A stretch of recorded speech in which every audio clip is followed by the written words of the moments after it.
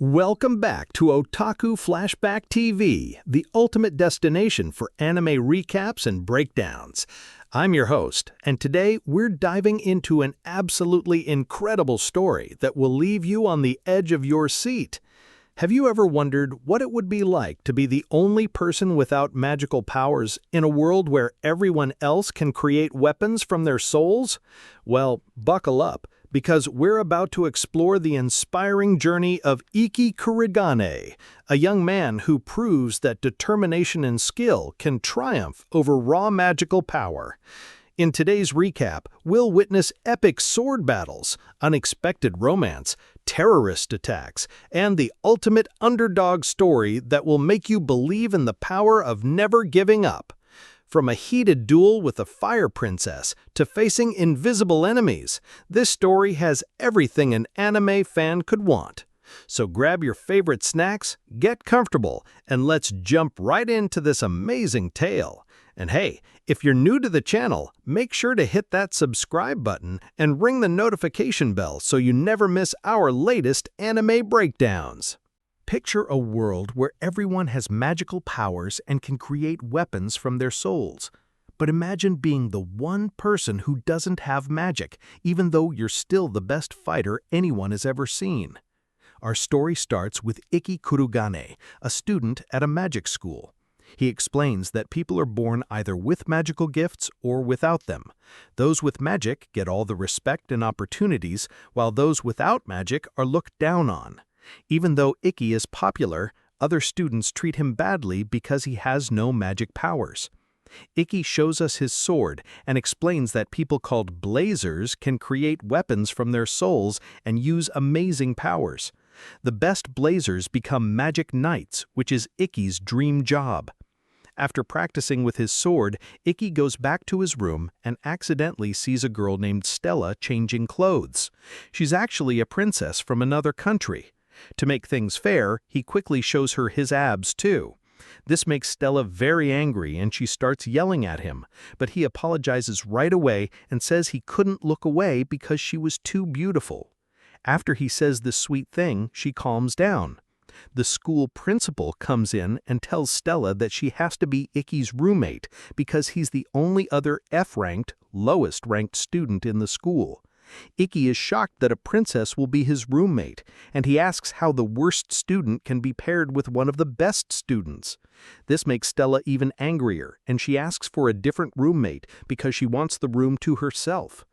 The principal suggests they fight a duel. Whoever wins gets the room, and the loser has to obey the winner for life. Word spreads around school about this fight between the lowest and highest-ranked students, so everyone goes to watch. The principal explains the rules and the fight begins. Both Ikki and Stella summon their swords, but when Stella calls hers, she creates a huge tornado of fire called Dragon's Breath that burns at 3,000 degrees. She attacks him, but he dodges. She warns him that if her fire had touched him, he would have been burned alive. Even though Ikki has no magic and Stella's much stronger, he's still an amazing swordsman.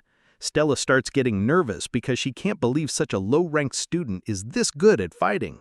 Ikki explains that no one taught him. He learned by watching high-ranked fighters and studying their moves, which he calls situational analysis. He uses their own techniques against them. However, since his sword has no magic, he can't break through Stella's fire armor. Stella charges up for her final attack and says she's going to finish him off. But Ikki doesn't give up. He thinks about how even though he doesn't have magical gifts, his determination to never give up is what makes him strong. He believes the weakest person can beat the strongest. Suddenly, he moves incredibly fast, dodging all of Stella's attacks, and wins the fight with his final move. Everyone is shocked, but after using this technique, Ikki collapses from exhaustion because he can only use this skill once per day. Later, Stella is recovering from the fight when the principal visits her. Stella says she had forgotten what it felt like to lose since it's been so long. She asks the principal to explain why Ikki was so strong but is still ranked F. The principal explains that blazers are ranked only by their magical power, not by their fighting skills or sword techniques. Because of this system, they can't properly measure Ikki's real strength. Even though he's an incredible swordsman, he still ranked lowest at school. Stella visits Ikki while he's recovering. They agree to be friends and start training together the next day. Stella notices Ikki seems happier than usual and asks why. He says it's because his sister will be starting school here and he hasn't seen her in many years. In class, their new teacher introduces herself as Yuri. She tells them about the upcoming 7th Star Sword Art Festival, where 6 of the strongest students will be chosen to represent the school. During break, a girl runs up to Ikki saying she's her biggest fan. When Stella asks who she is, Ikki says he has no idea. The girl introduces herself as Kagami and says she saw his fight against the princess. This makes Stella unhappy and she storms off. Ikki chases after Stella and meets his long-lost sister, Shizuku. Before he can react, she suddenly kisses him and says this is how foreigners greet their loved ones. All the students are surprised and this makes Stella jealous. Stella and Shizuku start arguing over Ikki. When Shizuku asks what kind of relationship Stella has with Ikki, Stella accidentally says that Ikki is her master and she's her servant. This makes everyone think they have a weird relationship. This causes Shizuku to draw her sword and they start fighting each other. The school punishes them both for fighting on school grounds. While in detention, they argue again. Stella says she doesn't understand why Shizuku is so obsessed with her own brother. Shizuku replies that Stella could never understand and accidentally tells Stella about Ikki's sad past, how his whole family treated him like he didn't exist. After hearing this, Stella asks Ikki if his family really treated him like he was invisible. He's surprised she knows and admits it's true. He tells her about his grandfather, Ikki Kurogane, a legendary samurai who was a hero in the last World War. This is the man Ikki wants to become like. Ikki explains that his family is famous for producing the best magical fighters in history, but when he was born, they discovered he couldn't use magic unlike everyone else in his family who were extremely gifted. Because of this, his entire family abandoned him and treated him like he was invisible. One day, young Ikki decided to run away from home. He kept walking until he got caught in a snowstorm in the mountains. He was completely lost and thought he was going to die, but his grandfather found him and saved him. Since his grandfather knew Ikki couldn't use magic, he instead taught him how to be a samurai and the art of sword fighting. Ever since then, Ikki promised himself he would become strong like his grandfather. However, his family still refuses to acknowledge his strength and even pressured the school to prevent him from graduating. The next day, Ikki and Stella practice fighting together like the rest of the school. Shizuku and her new roommate join them, and they all decide to go shopping at the mall. They don't get along well and barely talk, but they go to a restaurant to eat. While at the restaurant, Ikki and Alice, Shizuku's roommate, go to the bathroom to wash their hands. Suddenly, a group of terrorists appears and hears people in the bathroom. They try to attack, but Alice uses her shadow magic to create portals and save them. She uses her shadow magic to teleport them to the security office, where they can watch the security cameras. They see that Shizuku and Stella have been captured by the terrorists. They try to get help from the woman at the front desk, who tells them police are coming. She can see on the cameras that the masked men have surrounded the hostages. When a boy tries to attack one of the terrorists, the man kicks him and starts shooting. But Stella saves the boy by using her flame armor skill, so the bullets can't hurt him. The leader of the gang walks in and introduces himself as Bisho. He taunts Stella, so she attacks him. But he uses something called Judgment's Ring, which can steal magic power from blazers and use it against them. He tells Stella that if she wants to help the hostages, she has to take off her clothes. She starts to do it, but Ikki sees this and can't stand what Bisho is making her do.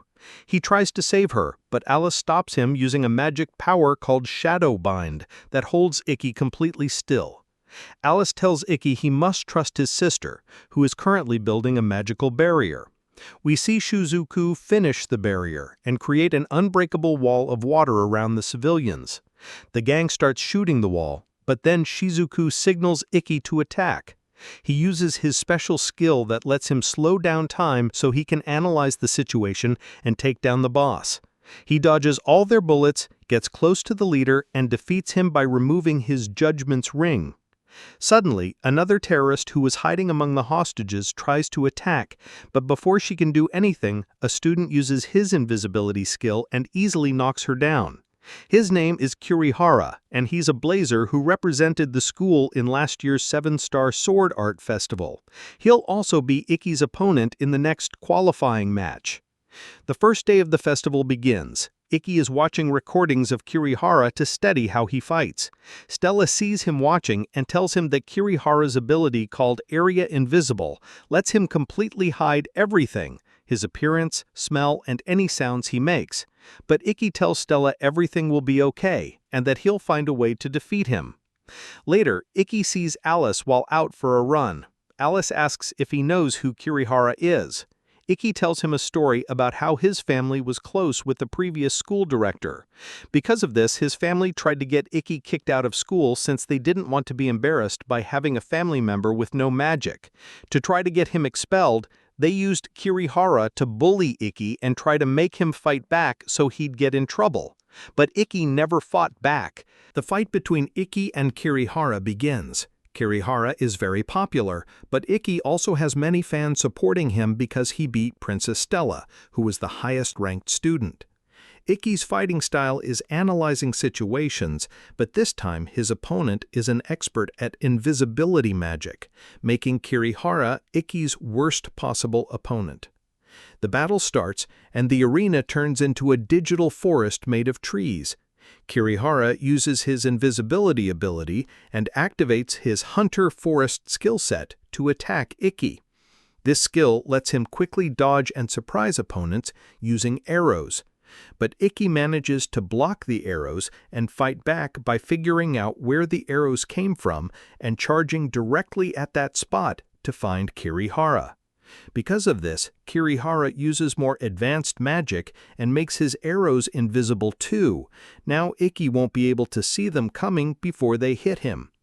After getting hit by many arrows, Ikki starts getting angry and frustrated. The announcer makes fun of him for being F-ranked, and other students start laughing, shouting that he'll never win the tournament. Stella remembers that Ikki promised to find a way to defeat Kirihara, but he takes too many arrows and falls to the ground. Everyone laughs and cheers for Kirihara, calling Ikki the worst fighter over and over. Stella yells at the crowd, telling them that Ikki is just as great as his opponent. She begs Ikki not to give up and to show everyone his true abilities. After hearing her encouragement, he thanks her for the motivation and then remembers the speed and pattern of Kirihara's arrows. He calculates the timing it takes for them to reach him, and now he can counter the invisible arrows. The announcer explains that Ikki is using his skill called Blade Steel, where he can observe and copy any blazer's techniques and use them against the original user. But this time he used an even better version called Perfect Vision. Ikki becomes the hunter of the forest, which is Kirihara's own skill. When Kirihara sees this, he becomes scared and begs Ikki to spare his life. Kirihara tries one last attack before giving up completely. He pleads with Ikki to stop the fight and asks to be friends. At that moment, Ikki stops at the last second, but the finishing move he had built up creates a massive explosion. However, he did manage to stop his blade right as it touched Kirihara's face. The narrator asks viewers if they want a part 2 and reminds them to like, subscribe, and turn on notifications. And that's where we'll leave off for today's recap. What an incredible journey we've witnessed, from Ikki's humble beginnings as the weakest student to his triumphant victory using his opponent's own techniques against them. The way Ikki turned his lack of magical power into his greatest strength through pure determination and analytical thinking is truly inspiring. And that moment when Stella cheered him on, pure anime gold right there. But wait, this is just the beginning of Ikki's story. There's so much more adventure, character development, and epic battles ahead. If you want to see what happens next in the 7-Star Sword Art Festival, let me know in the comments below by typing Part 2, and I'll make sure to cover it in our next video. Before you go, don't forget to show some love by hitting that like button if you enjoyed this recap. It really helps the channel grow and lets me know what content you want to see more of. And if you haven't already, smash that subscribe button and turn on notifications so you never miss when we drop new anime recaps and breakdowns. What did you think of Ikki's fighting style? Do you believe the weakest can truly defeat the strongest? Drop your thoughts in the comments. I read every single one and love hearing from fellow otaku. Until next time, keep watching anime and stay awesome. This has been Otaku Flashback TV, and I'll see you in the next recap.